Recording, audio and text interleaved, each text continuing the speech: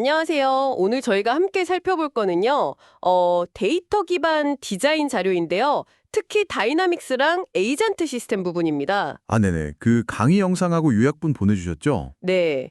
이걸 보면서 이게 기존 파라메트릭 디자인하고는 또 어떻게 다른지, 그리고 뭐랄까, 여러분의 디자인 문제 해결에 어떻게 좀 새로운 관점을 줄 수 있을지 그런 핵심을 좀 뽑아보려고 합니다. 네, 맞아요.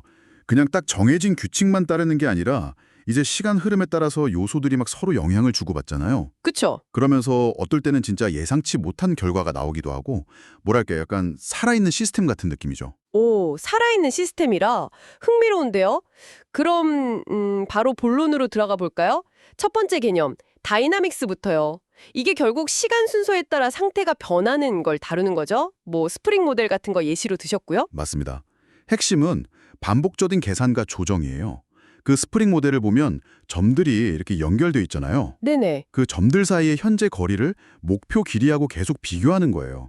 그래서 목표 길이보다 너무 가까우면 서로 밀어내고 또 너무 멀면 당기는 힘을 아주 조금씩 계속 반복 적용하는 거죠. 아, 그 강의에서 랭스가 목표치보다 작으면 반대 방향으로 조금 밀어내고 이런 부분 말씀하시는 거죠? 네, 바로 그거요.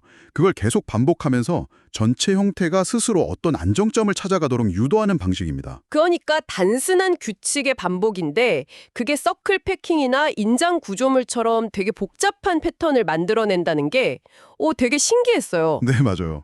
이게 어떤 결과를 딱 정해놓고 만드는 게 아니라 과정 속에서 형태가 이제 드러나는 거죠. 발견되는 형태에 가깝네요. 그렇죠. 그 다음으로 넘어가면 파티클 시스템인데요. 이건 좀 더 개별 입자의 물리 법칙, 특히 뉴턴 법칙 있잖아요. F 이퀄 ma. 아, F 이퀄 ma. 네. 그걸 적용해서 움직임을 만드는 반식이라고 보시면 돼요. 그럼 각 파티클이 뭐 위치나 속도, 질량 같은 데이터를 가지고 있고 시간에 따라 그게 계속 업데이트되는 거군요. 네, 그리고 외부 힘, 예를 들면 중력이라든지 아니면 어떤 특정 지점으로 막 끌어당기는 힘, 어트랙터라고 하죠. 그런 거나 심지어 마우스 움직임 같은 걸로도 파티클들을 조종할 수 있고요. 충돌 감지 같은 규칙 넣으면 서로 튕겨나가기도 하고요. 네, 맞아요. 그럼 이제 파티클끼리 상호작용도 가능해지는 거죠. 이건 진짜 개별 요소의 어떤 물리적인 시뮬레이션에 좀 더 가깝다고 할 수 있겠네요. 파티클이 외부 힘에 반응하는 거라면 이제 에이전트 시스템은 여기서 한 걸음 더 나아가서 각 요소가 약간 스스로 판단하고 행동하는 것처럼 보이더라고요. 그 플로킹, 새때 움직임 시뮬레이션이 대표적인 예시였죠. 아, 네, 정확합니다. 플로킹이 정말 재밌는 게 각 에이전트, 그러니까 새 한 마리 한 마리는 아주 단순한 규칙만 따르거든요. 주변 애들이랑 너무 부딪히지 않게 거리 좀 유지하고 분리, 네, 또 주변 애들 평균 방향 따라가려고 하고 정렬, 그리고 너무 무리해서 떨어지지 않게 중심으로 모이려는 응집. 딱 이 세 가지 정도. 정말 간단한 규칙이네요. 네, 이런 아주 국소적인 규칙만으로도 전체적으로 보면 놀랍도록 정교하고 막 유기적인 움직임, 군집 행동이 나타나는 거죠. 어떤 중앙 통제 없이요. 이게 진짜 중요한 포인트 같아요. 그러니까 꼭 셋대 움직임 만드는 게 아니더라도 이런 개별 규칙이 모여서 전체 패턴을 만드는 원리 자체를 되게 다양한 문제에 적용할 수 있다는 거잖아요. 그 센서 로봇 예시처럼요. 맞아요.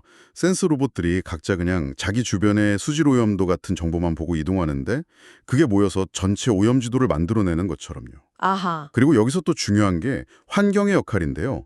에이전트가 그냥 진공 속에서 움직이는 게 아니잖아요. 그렇죠. 뭔가 주변 맥락이 있겠죠. 네, 벡터필드 같은 환경 정보 속에서 영향을 받는 거죠.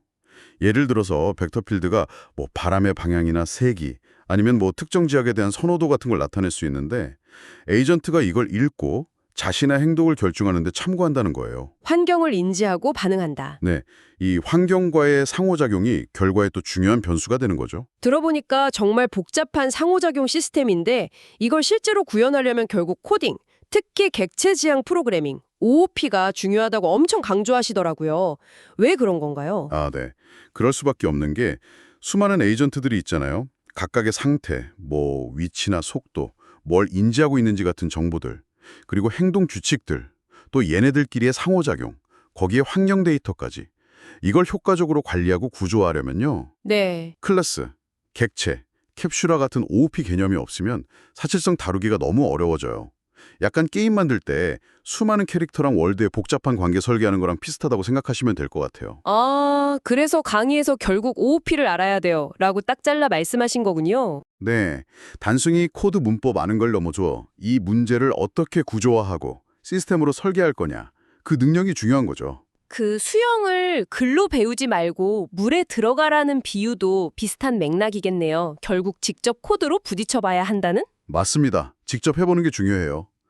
정리하자면 이 다이내믹스랑 에이전트 시스템은 디자인 과정에 시간, 상호작용, 그리고 어느 정도의 예측 불가능성 같은 요소들을 통합하는 아주 강력한 접근법이라고 할 수 있습니다. 오늘 살펴본 스프링 모델, 파티클, 플로킹 같은 것들은 그걸 구현하는 구체적인 방법들이었고요. 그렇죠.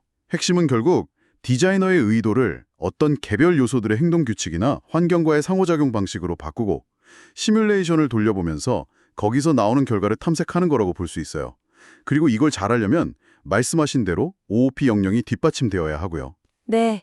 보내주신 자료 말미에도 최종 프로젝트에 이런 관점을 한번 적용해보라는 제안이 있었어요. 네, 맞아요. 한번 시도해볼 만하죠. 여러분이 지금 구상하고 계신 디자인 프로젝트가 있다면요. 그 안의 요소 하나하나를 주변 환경 변화나 혹은 다른 요소에 스스로 반응하는 그런 에이전트라고 한번 상상해 보시면 어떨까요? 네, 그렇죠. 예를 들어 설계하는 공간의 어떤 조명이나 가구가 주변의 빛이나 사람 움직임에 따라서 스스로 조금씩 바뀐다거나. 재밌겠는데요. 네.